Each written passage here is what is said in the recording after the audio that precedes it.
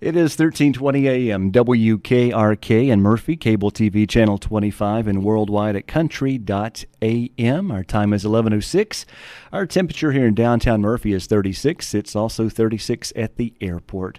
And every Monday at this same time, we have the Sheriff of Cherokee County with us, Derek Palmer. Good morning. Good morning. How are you? I'm doing well this morning. You were talked about last week. I was? Yeah, on our Monday afternoon party line show. Was it good or bad? I didn't get to hear it. You were almost volunteered. Okay. Yeah. I lost a bet with Michael at No Contract Cellular, and I have to get my hair dyed red, white, and blue. Hey, I'm safe. I don't have any hair. So That was the conversation. Michael said if we can get some folks like the sheriff to call in and do theirs, and I wouldn't have to Right. keep mine. I'm like, well, that won't take very long. there you go. You just do mine with spray paint. How are you doing this morning, Sheriff? I'm doing well. I'm doing well. All right. Temperature's coming up a little bit today, and I think it's going to be a good day. Sun shining. Not like this weekend, but it's good. Yeah, I'm tickled to see the sunshine Yeah. on the TV screen right now, and I've got my blinds closed. I would look at it right now. But I did hear in that weather report the S word coming back up Tuesday and Wednesday. Yeah, so. somebody called me this morning and said they think that we're playing the last week's forecast. I'm like, it's just very similar. Right. Yeah. I did see on the weather where they had said that we're going to have this reoccurring pattern for the next little bit, and just going to be alternating between rain and snow. We got a little spoiled in December. I think so. When you have 50-degree weather all through December and sometimes even up to 60, that kind of spoils you a little bit. People are out hanging up Christmas lights in their short sleeve shirts Right. and a pair of shorts. You know that something's a little different. Right. Yeah, we went to Dollywood this year, and I noticed out there at Dollywood a lot of people was wearing shorts and flip-flops and stuff when the Christmas lights were on, and thought that was awful strange, A little different.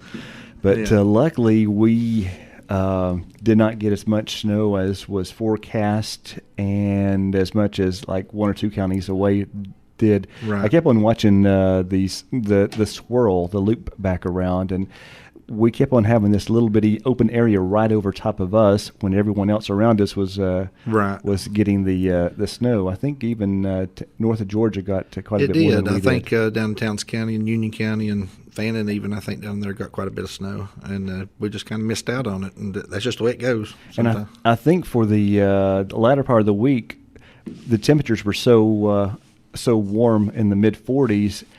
All the snow that fell did not stick right away, but that was a lot different than Wednesday when Right. we had. How many accidents did we have around the county? I called this morning to find out about the accidents, and they didn't have a good total on that. And I talked to First Sergeant Wood of the Highway Patrol over the weekend, and they said they didn't even have a good grip on how many accidents they had because they were still processing the paperwork and going through that. So it's probably going to be sometime the next few days before they actually have a total for that. It was more than a dozen, wasn't it? Oh, yeah, more than a dozen. But I can tell you this, that on the weather event that we had to sail from 12 o'clock to 3 o'clock in the span of just a couple hours there, we had 113 911 calls coming over the 911 lines, and 57 of those 113 calls were within the first hour when it first started snowing. Wow. And so that's 1 a minute coming in on the 911 lines. And also during this same time, there were 168 incoming calls to a dispatch center on the non-emergency lines. So they were getting 1 call per minute on the 911 lines, plus 168 more incoming lines on the non-emergency, incoming calls on the non-emergency lines. So as you can imagine, they were extremely busy in the 911 center. I know that we received a call from Cherokee County Emergency Management to ask people to go ahead and go home now Right. because the temperatures were expected to plummet. People did not really take the warning. A lot of people did, but there's a lot of people that just said they're going to chance it. Well, one of the things that we do, and here, and for some reason, I don't know why we do it, but we all do it, is we'll go to work but won't leave until after it starts. And then sometime after it starts icing, sometimes after it starts snowing, then everybody just determines they need to go home now. And so what happens is everybody hits the roads, and it's already iced over, already snowed, and now that's where all the accidents start occurring because everybody's hitting the roads at the same time. One of the things about last Friday too, if people would Of course, you don't know what's going to happen. You don't have any foresight. But if people would have went home a little bit earlier, I don't think we would have seen the accidents and things like we did. Or if people would have stayed later, I don't think we would have seen the accidents if they had just finished out their work day and went home at 5. But there's always that fear that it's going to get worse and worse. And especially when they're predicting a blizzard and predicting 8 inches of snow, people start panicking at that point, and want to get home, and rightfully so. I'm not judging anybody for that. We even turned our administrative offices loose Friday to send our administrative staff home because we were expecting bad weather. We were expecting bad snow. And so they did leave. But, one of those things is kind of tricky to judge. A lot of people, and I do it myself, but a lot of people are judgmental sometimes of the school system and when to run buses and when not to. And like Friday, I know they canceled canceled school. So they didn't run buses, and it rained most of the day. And I think it was Thursday or Friday. All my days are running together now. But one of those days, and it rained all day long, and I heard a lot of negative comments about why they shut school and didn't have it and all those kind of things. But the philosophy is, and I think it's a good philosophy, if you're going to make a mistake, if you're going to err, err on the side of caution. Right. Make the mistake on the side where people's not going to get hurt. And so, if it would have been right the opposite, if they would have had school and then it iced over and then it snowed and we had some bus wrecks like they had in other parts of the state, then the school would be under the gun for making those bad decisions. So I think I have to applaud the school for at least making decisions that err on the side of caution, for our children. Right. Yeah, on Friday, the cold weather, the switch over from rain to snow was forecast to begin around 1 o'clock in the afternoon. Right. So it made sense for the school to make. But the temperature stayed up in the 40s. I noticed, out in Rangers, about 37 pretty much all day, but there was quite a bit of difference I was watching the airport temperature. Right. It was about 46 and then got up to 48. So there's about a 7 to 10 degree difference between Andrews. We were right in that, I don't know if it's actually the correct term or not, but we're kind of like in that thermal pocket where the rain was coming up. I don't know if you watched the weather, but it was kind of like a pyramid that came up from the south. We were right in the middle of that pyramid, and everything to the right of us was snow, everything above us was snow, everything to the left of us was snow. But we were just kind of caught right in that place where that warm air, that warm moist air was coming up. And it kind of left us in a place where it didn't get as cold as they thought it would, as quick as they thought it would. And so we kind of missed out on a lot of what happened. But in a lot of ways, that's good that we did miss out on it. A lot of the adamant let it snow people were disappointed that they didn't get an 8-inch snow, but I was kind of jumping for joy.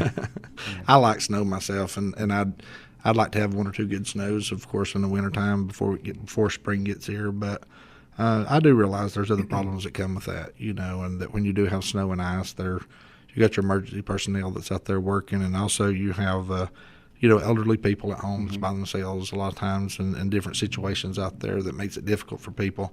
And one of the things that we do in preparedness for this and trying to prepare for the snow and any ice events and things of that nature, Robin Caldwell, the emergency management director, she is very good about this and on top of things and making sure you have shelters ready to open in the event that you need them, and making sure the emergency services are ready and that we have the things out there that we need. For the sheriff's office, we had all of our 4-wheel drives serviced and had them up ready to run, cranking them periodically to make sure they would crank when the snow hits and things of that nature. And we've also met with like the homeless shelter and met with other people around the county for just cold weather events, not necessarily snow, but just cold weather events, making sure that we take care of our homeless population and we take care of those folks out there that might get caught out in this. So there's a lot of preparedness that goes into this.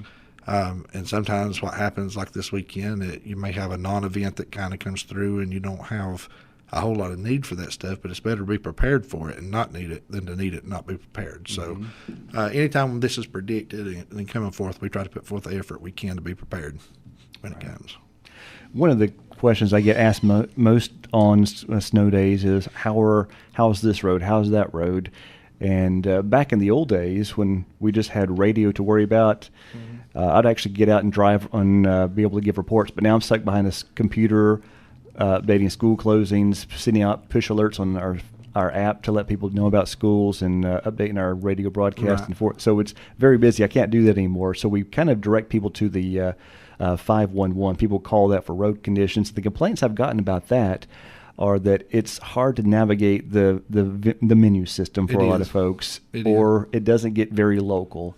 Is there a way that people can get road conditions for their neighborhoods being here in this part of the state? In this day and time with the technology and things like they are now, really, honestly, the best way of getting those road conditions is to hit Facebook.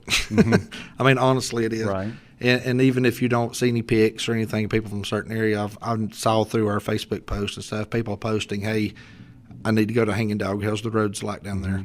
And so people who live in that area comment and reply back to what they're seeing in those areas, whether the roads are clear, whether they're scraped, whether they're salted and things of that nature. So really social media is a good way of getting that out there and getting that question posted out there where people can answer you for those particular areas. I know in the larger areas they have traffic cameras that look at roads and you can just watch a live stream, but I'm guessing we don't have that kind of budget here to install such technology. And, you're looking at multi-million dollars of doing that kind of technology and getting that kind of stuff put up. Typically what we're doing is when we're out there, we're relying on the deputies that's out there on the roads and the highway patrol and people like that to report back to the condition of the roadways and the conditions of where they're at in that area. But typically when you have a snow event that hits Cherokee County, typically all roads are going to be pretty much the same. Right. You run across those things where you may have 4 inches of snow in one area of the county and a half inch in another area. But for the most part, when we have major snow events, it's going to be the same throughout the area that you're in. And your main roads, your 4 lanes, your main thoroughfares are the ones that's going to get treated first, get scraped first, and once those get treated, then they'll start hitting the secondary roads out in the communities. But typically, like I say, if you want to know a specific road or a specific area, social media is probably the best way of getting that answer. We do try from time to time to ask people to comment and report road conditions. Sometimes they do, sometimes they don't. And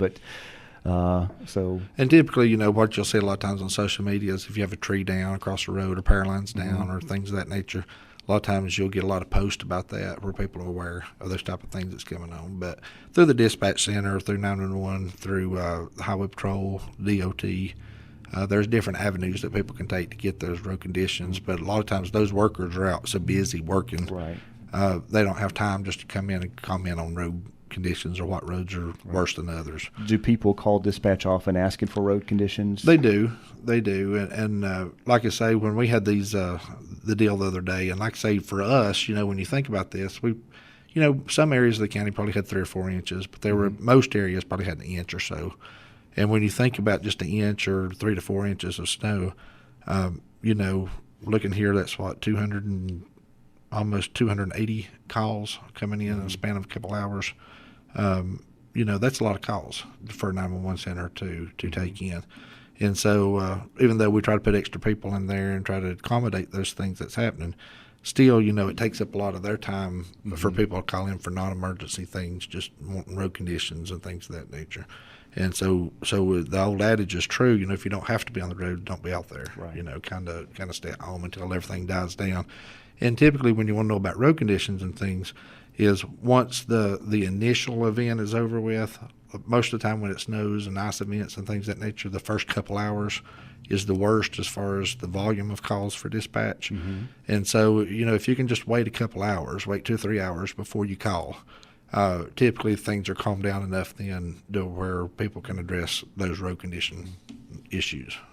And there's so many areas in our county that are shaded. Even when the temperature warms up well above freezing, those places are in the shade and they don't thaw out for a couple of days, even with a nice 40-degree weather. And then you run into those incidents where you have 40-degree weather and everything thaws out, but then it drops back in the 20s of a night and freezes back over. So people need to make sure they pay attention to those areas where you might have black ice. That's some of the most dangerous driving on the black ice. Even four-wheel drives don't do well on that. And patchy ice is a lot more dangerous than just snow events and icy roads. The reason being is because when you have dry roads, you pick up speed and you drive normally. Yeah, your confidence is a You're little higher. confident, yeah, and then all of a sudden you hit a patch of ice unexpectedly, and that creates all kind of troubles and accidents. Where you have icy roads where you know it's snowing, you know it's icy, a lot of people take their time, slow down, drive carefully at that point. But when you're got patchy ice, that's when things get really dangerous. Black ice events is probably one of the most dangerous events you can have on the road. All right. Besides traffic accidents with this snow event, were there any other serious calls of service that needed to be addressed? Well, you always have those things as far as power lines down, people without power. You have your medical emergencies still happen. Even it's snowing, you still run across those things where people are having chest pains and strokes and those type of things that are going on out there. Trying to get those emergency vehicles to those places. But from what I understand through a dispatch center, that our EMS people were able to get to where they needed to go. We're able to get to the people that were out there, and also the fire departments and all the people that was out there that helped with traffic accidents and all the things out there. We all come together as a team and work together. And like a lot of the cars that slid off the roads and things of that nature, even though those are accidents workable by the highway patrol, the deputies will go out and they will flag cars, check people, and what they'll do is a lot of people see a car sitting on the side of the road with some caution tape on the door handle or the antenna. What that tells you is that an officer has checked that car. They've run the tag on the car to make sure it's okay. They've checked to make sure there's nobody inside that car. And once that car is cleared, they put a piece of tape on it to let other officers know that they've checked it. And so we try to get out and help each other with those kind of things because it does take up a lot of time.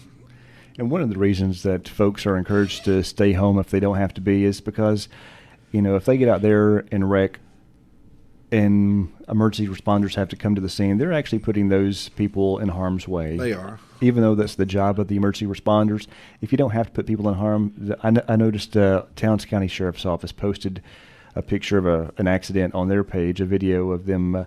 They were actually getting a Georgia Department of Transportation truck. It had flipped over.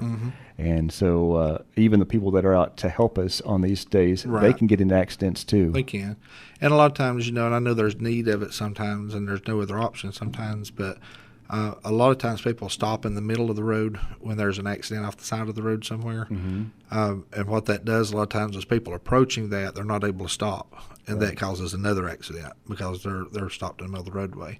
So if you have to stop and render aid, if you have to stop in the road, if possible, please try to get out of the roadway when you do that, so other people coming through won't create a secondary accident at the scene. And that happens more often than not as secondary accidents, and sometimes secondary and third and fourth accidents happen at scenes. So it's better to be sure and clear that roadway and get off the road if you can. All right. What else is going on at the sheriff's office besides weather events? Well, it's the same old stuff. We're fighting rigorously against drug activity in Cherokee County, and I know, a lot of people say, well, and I know I've addressed this before, but I feel like I need to address it again. A lot of people say, well, I've got a neighbor that's still doing this, and you've not done anything to help my problem, or you've not done anything to be in my neighborhood. And it's people, please understand, that it takes a time to get to everything that's out there. And we only have limited resources. We only have limited people. We have limited time. And also, when we think about this, and we're thinking about it here, fighting these drugs, and our officers out doing investigations and doing undercover operations and things against these drug dealers, as a county, we have to pay them for that. They're not out here volunteering their time, so we can't work them 24 hours a day, 7 days a week. Right. If we do, we have to compensate them for it. So there's budgetary issues involved with that, and all these different things that we have to take in consideration when doing these things. So we would love to get to everybody's problem and everybody's situation that's out there in the county. Unfortunately, that's hard to do sometimes, and it's hard to get to. And what we have to do is we have to follow those leads wherever they go. So if we're leading down a direction where we're getting drug dealers in jail and we're putting people in jail and we're making headway on the drug activity in the county, a lot of times we can't just stop what we're doing to go to a different area cold and try to work on something cold. So we try to keep forward, try to keep our momentum up, try to keep going, and fight those things that are in front of us. And I'm not to say that your problem is not important, because it is important, but we can only do so much. We can only get to so many places. But our guys have really worked hard on this. They've been putting a lot of time and a lot of effort in on this. We've been making multiple arrests. We've been watching our press releases. A lot of people getting arrested, going through the process. We've been doing search warrants, a lot of search warrants we've done this past couple weeks.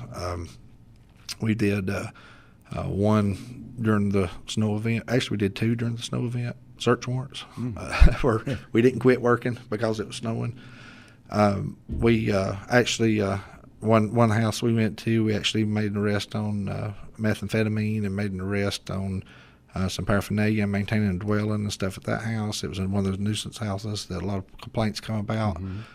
We got it done and got those folks arrested. And we also, over the snow event weekend, we also did go out and do a search warrant at a residence where there was a marijuana grow operation and a meth lab operation going on at that residence.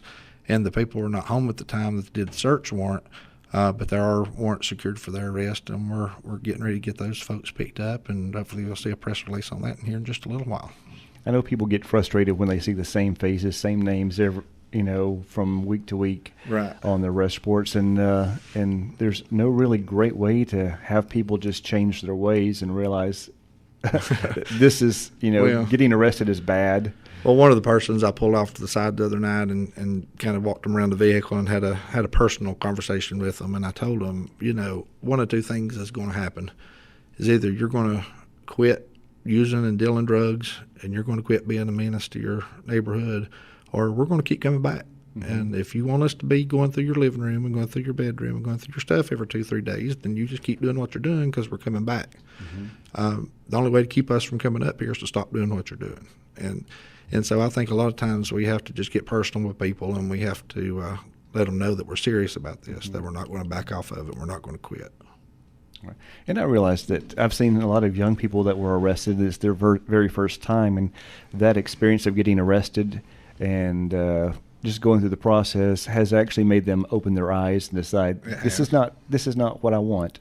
Yeah, one of the persons we arrested over the weekend, it was a young person, and they made the comment over that they're tired of seeing us. They're tired of getting their door kicked in. They're tired of wherever they're at, us coming in and searching it. And they're tired of this and that. And they actually made the comment over the weekend that they really want to go somewhere and get some help for their addiction and get some help from their problems because they don't want to live this life anymore. And they don't want to live looking over their shoulder and the sheriff's office kicking doors in every time they lay down somewhere. So, we're making progress. We're making headway. And one of the things that I told those folks up there is that if it was possible, for me just to travel from neighborhood to neighborhood and house to house and just knock on the door and say, hello, I'm the sheriff, would you stop using drugs? And they would stop, and they would no longer have a problem, no longer be an addict, no longer doing drugs or selling drugs. If they would stop it, that's all I would do all day long. I'd never put another person in jail if it was possible to do that. Right. And so the goal is not to arrest people. The goal is not to fill the jail up. The goal is try to help with the drug issue and the drug problem in our community, and trying to get people the help they need to get up past these addictions and to be successful in life. And when someone is addicted to a really hard drug like that, it's not easy for them to quit, is it? It is not. I interviewed a guy one time who had told me that he had actually moved here from another place, and he had told me that he had been clean for approximately 3 years. He was a methamphetamine addict, and he had told me that every day when he wakes up, he'd been clean for 3 years, not used it. But he said that every day when he wakes up, he thinks about it. Every day he craves it. And every night when he goes to bed, he's still thinking about it. And the reason that he moved here is because he don't know anybody here. Right. He don't know who the dealers are. He don't know anybody here. And so he removed himself from that situation just to beat the addiction, just to try to stay clean.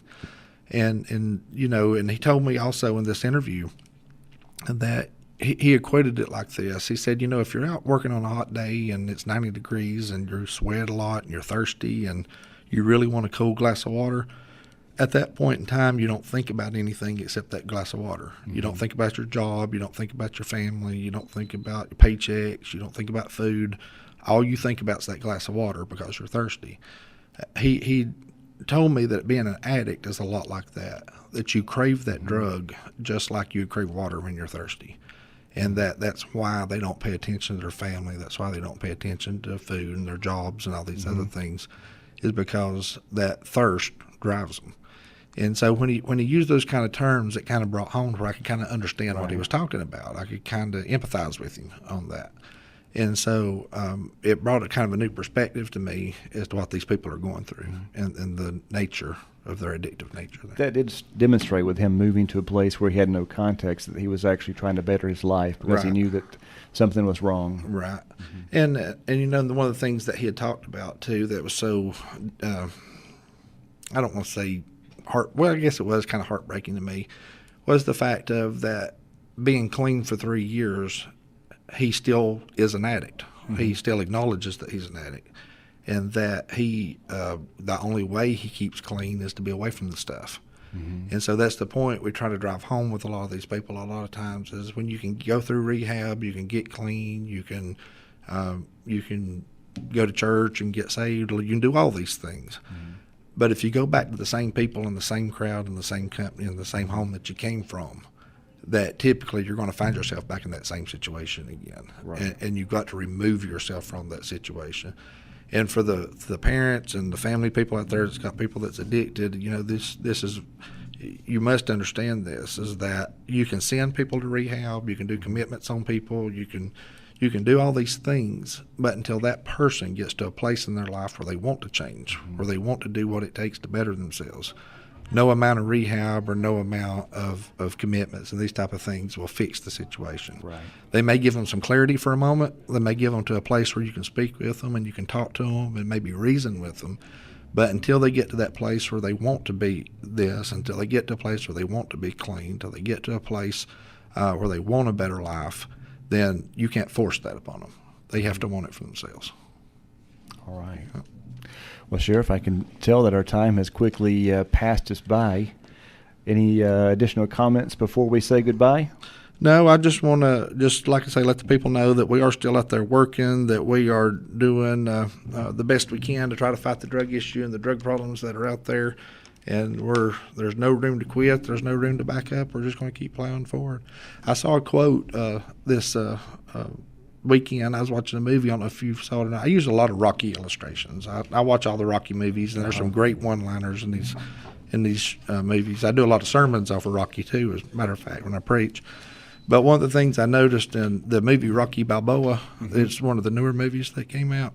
He made the comment, him and his son was arguing there, and he made the comment to his son, equating it to boxing. He said, to be a champion and to win is not about how hard you can hit, but it's about how hard you can get hit and still keep plowing forward and keep going. So when I think about that, I think about, to win this drug war and to win our community back, even though you've got to hit hard and even though you've got to hit situations hard and hit people hard, it's about taking what they give you and keep plowing forward and keep making progress. And that's what we intend to do, is keep plowing forward, keep making progress. And hopefully our county, our communities will get better and better each year as we go. Very good. Sheriff, thank you very much. And we'll do this again next Monday. You have a great day. You do the same.